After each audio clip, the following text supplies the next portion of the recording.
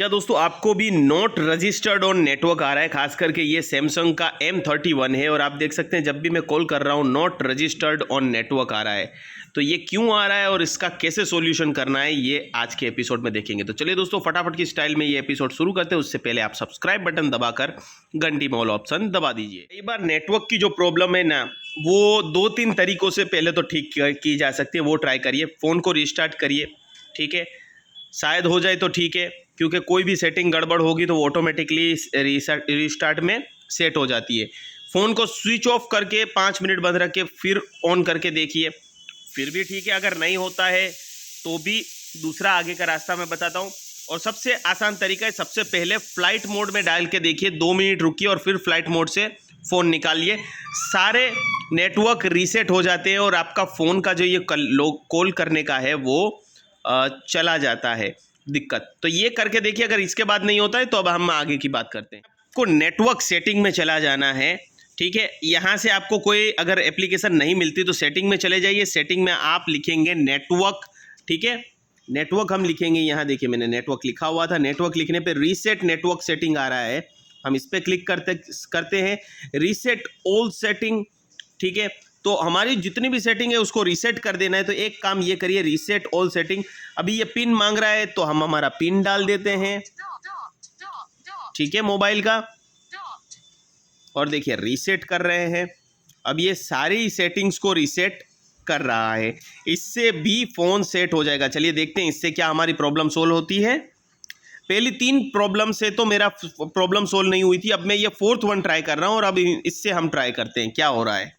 नीचे आप देख सकते हैं रीसेटिंग डिवाइस हो रहा है, ठीक है, हो गया। अब मैं ट्राई करता हूँ कॉल करने के लिए। अब ये डिवाइस स्विच ऑफ होकर स्विच ऑन हो रहा है, पूरा रीसेट हो रहा है। रीसेट, सारी सेटिंग रीसेट होगी, आपका फ़ोन रीसेट नहीं होगा, मतलब आपका डेटा वगैरह तो उसी में रहेगा, ठीक है। ये स्टार्ट हो रहा है Samsung Galaxy M31। Sorry, phone की कंडीशन ऐसी इसलिए है कि दोस्तों बच्चे यूज़ करते हैं और बच्चे जहाँ पे यूज़ करते हैं ना, आपको पता है कि फ़ोन कैसे हर 15-20 दिन या 1 महीने में टफन ग्लास चेंज करवाना रहता है, ठीक है। वैसे कवर अच्छा खासा लगा है तो पीछे की जो है वो तो अच्छा है।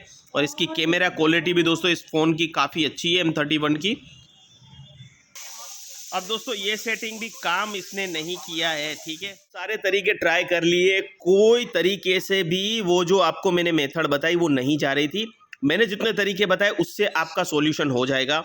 एक और तरीका है, अगर आपके नेटवर्क में जाकर आपको दोनों फ़ोन या आपका एक सिम भी दिख रहा है तो उसमें आप अपना प्रॉक्सी देख लीजिए, अपना सिम कार्ड देख लीजिए, उसको आप वोल्टी पे सेट कर लीजिए। एक बार मैं जाके दिखा दूँ, इसमें तो नेटवर्क आ गए क्योंकि प्रॉब्लम थी सिम की। सिम डी रजिस्टर हो गया, अब इसको नया सिम निकलवाना पड़ेगा, इसलिए क्योंकि ये सिम मैं दूसरे मोबाइल में भी डाल के देख रहा हूँ तो भी नहीं चल रहा है। और इस मोबाइल में मैंने दूसरे सिम डाले तो दोनों ही नेटवर्क आ गए और कॉलिंग भी आ रहा है, कॉलिंग जा भी रहा है, ठीक है। तो मैं आपको एक और तरीका जो होता है वो बता देता हूँ यहीं पर, ठीक है। हम कनेक्शंस में जाएंगे और यहाँ पर मोबाइल नेटवर्क्स में जाएंगे तो देखिए दोनों मोबाइल नेटवर्क आप देखेंगे तो आ चुके हैं। पहले ये नेटवर्क्स ही नहीं आ रहे थे, मतलब ऐसा हो मोबाइल के अंदर कि आपका नेटवर्क ही नहीं आएगा तो मतलब कि आपका कार्ड खराब हो चुका है, ठीक है। तो यहाँ नेटवर्क ही नहीं आ रहा था। अगर नेटवर्क आ रहा है तो फिर क्या करना है, जैसे कि सिम 1 में जाना है, 3G 4G ऑटो रख देना है, ऑटोमेटिक सब कुछ रख देना है। हो सके रोमिंग ऑन कर दो, ठीक है। यहाँ एक्सेस पॉइंट्स देख लीजिए, सब है, ठीक है, ठीक है। ये एयरटेल का हो गया है। अब ये हम मोबाइल नेटवर्क में 2 में चले जाते हैं। यहाँ पर देखिए हमने वोल्टी LTE ओनली भी कर सकते हैं, पर अगर 3G 2G और LTE तीनों रखेंगे तो क्या है, कोई भी नेटवर्क पकड़ना होगा वो पकड़ लेगा। तो ये सेटिंग आपको करनी होती है। तो मैंने हो सके उतनी सारी सेटिंग्स कर ली।